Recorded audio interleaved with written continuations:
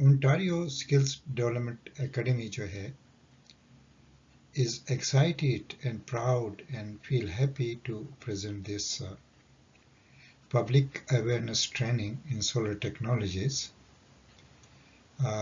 इस ट्रेनिंग का ये जो ट्रेनिंग का मकसद जो है वो पब्लिक के अंदर अवेयरनेस पैदा करना है सोलर टेक्नोलॉजीज के बारे में या जो एनर्जी मख्फी है हम सूरज की शुआओं में और मतनाही यानी एनर्जी मौजूद है उसको कैसे हम हार्वेस्ट कर सकते हैं कैसे यूटिलाइज कर सकते हैं प्लस टेक्निकल स्किल्स डेवलप करना है क्वालिफिकेशंस डेवलप करनी है और ये एक एनर्जी वर्कफोर्स तैयारी के लिए ये पहला स्टेप होगा और इसमें जो कि 2050 के अंदर एक बहुत बड़ा इंकलाब आने वाला है कि तमाम 75 to 80% जो है energy will be on solar energy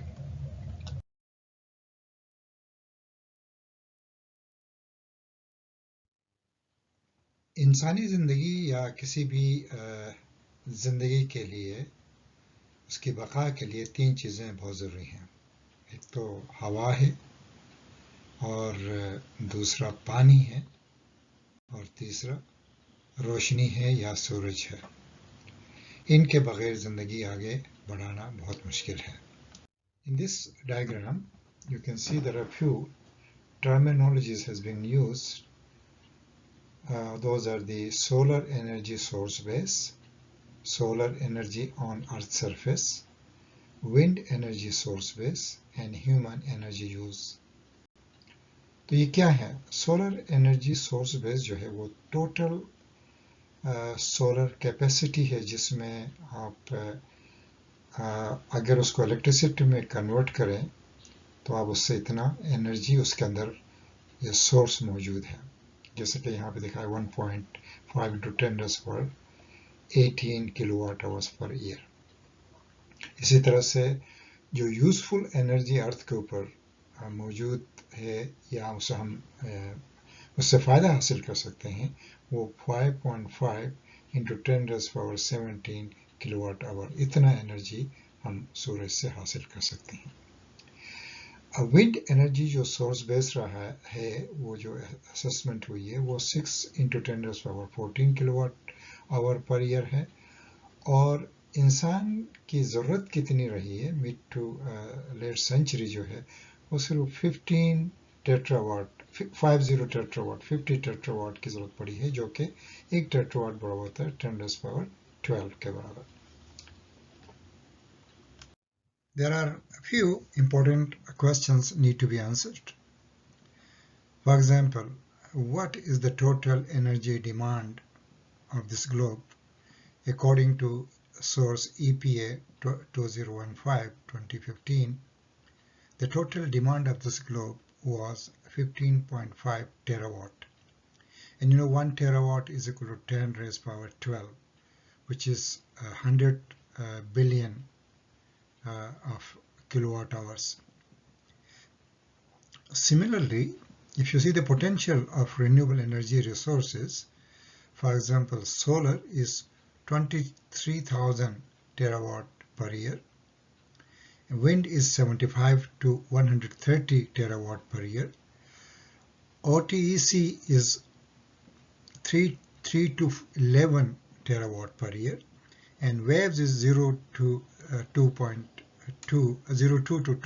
terawatt per year. Biomass is 2.5 terawatt per year. Hydro is 3 to 4 terawatt per year. Geothermal is 0.2 to 3 terawatt per year. Tidal is 0.3 terawatt per year. Now, what the finite resources, the exhaustible resources, include the natural gas is 2020 terawatt, petroleum is 335 terawatt, uranium is 185 terawatt, and coal is 830 terawatt per year. These are the resources against the demand. In order to harvest any renewable resource, any renewable energy, There are three areas that are involved: the natural sciences, engineering, and social sciences. In the natural sciences, we need to know the fundamentals of that energy and develop appropriate emerging technologies to harvest that energy source. Similarly, in engineering, you can see there are many areas, including the current technologies available, materials, and then manufacturing of those technologies, and then probably the environmental impact of those technologies, design and system grade connections, again the jobs, which will also be part of the social sciences as well.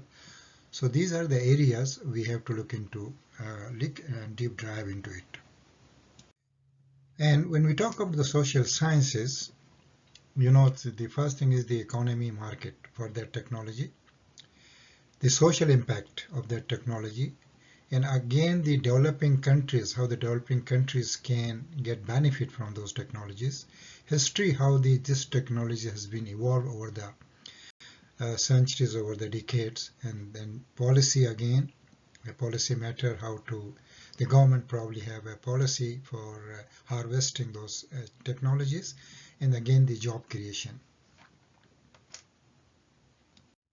When we talk about the typology of potentials for these renewable resources, renewable energies, we talk about first the theoretical resource potential. And then we see the practical, technical potential available, converting those theoretical resources into a practical.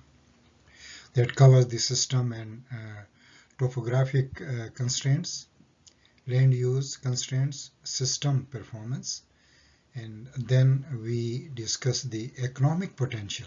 Is that the total cost of ownership is feasible to be implemented, and what is available versus required revenue to energy project, other renewable energy sources versus the renewable energy sources, a comparison of economic potential.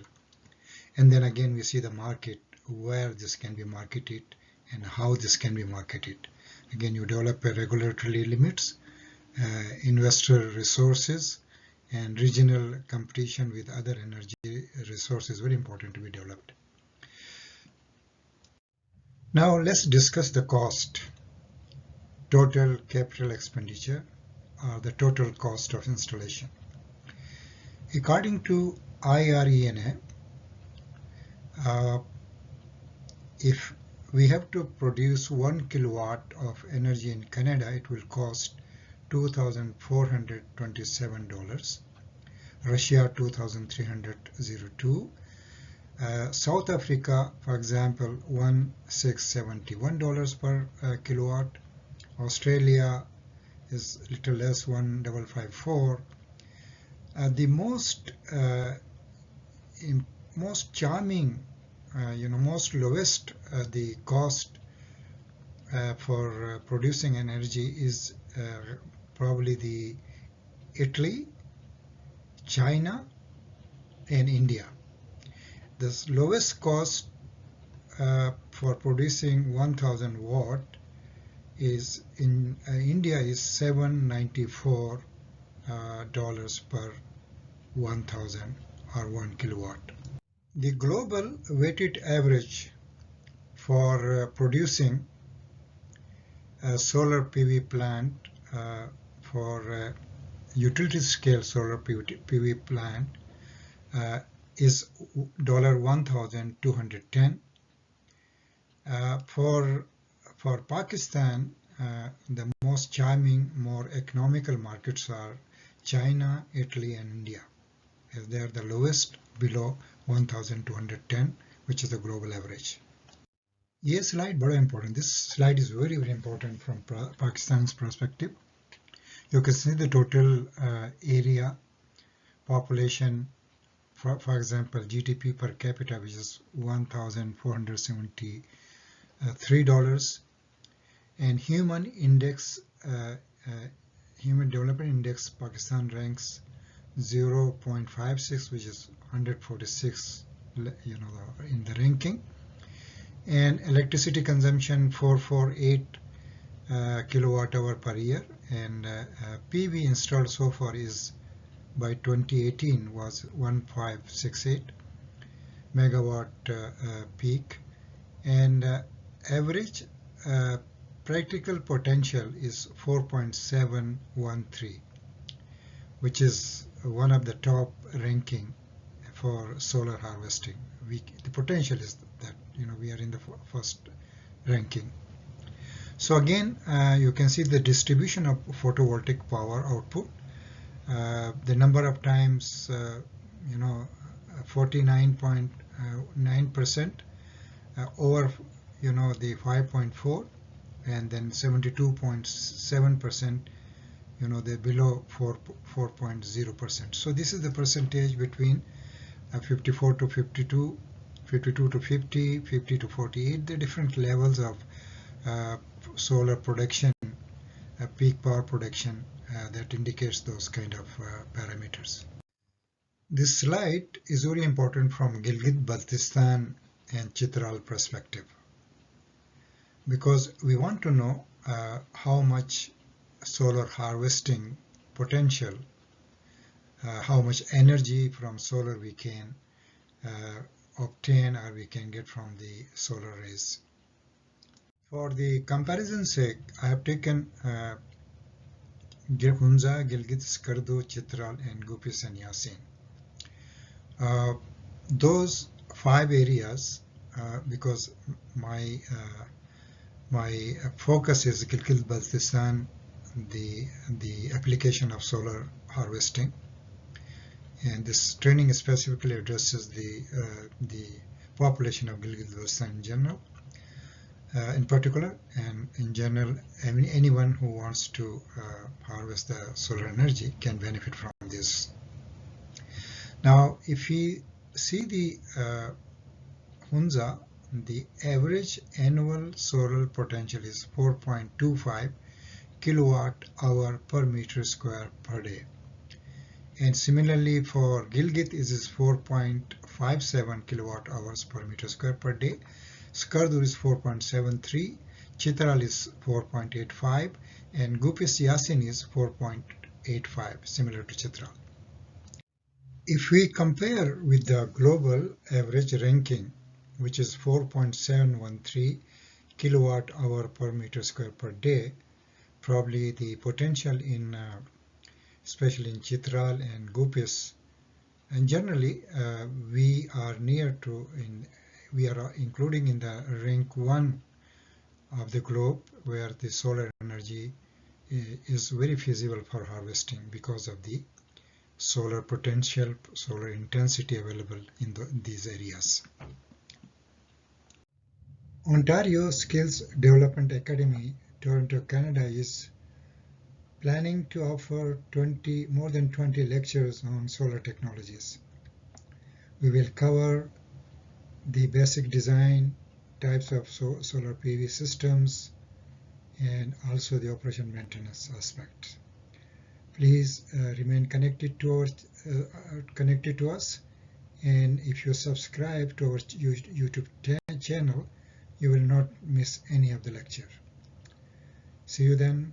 Bye for now.